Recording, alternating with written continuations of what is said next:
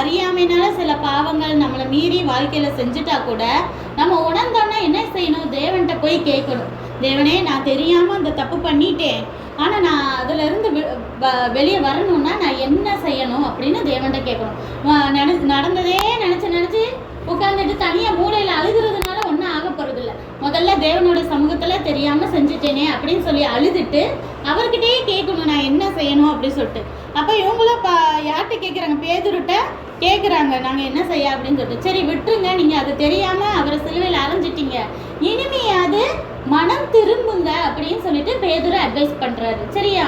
மனம் திரும்புறதுன்னா என்னன்னா, இப்போ ஒரு பாவத்தை பண்ணிட்டோம்னா அது நம்மளுக்கு புரிஞ்சிருச்சு, அது தேவனுடைய சமூகத்தில் சாரிப்பா நான் தெரியாமல் செஞ்சுட்டேன் அப்படின்னு சொல்லி அழுது முடிச்சுறதோட விட்டுறக்கூடாது.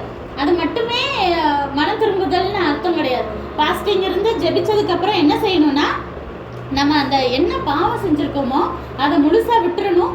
விட்டதுக்காக சில விஷயங்களையும் நம்ம செய்யணும். இப்போ ஏதோ லஞ்ச பணமோ ஏதோ ஒரு பாவ பணம் கெட்ட பணம் நம்மள்கிட்ட வந்துருச்சுன்னு வைங்களேன்,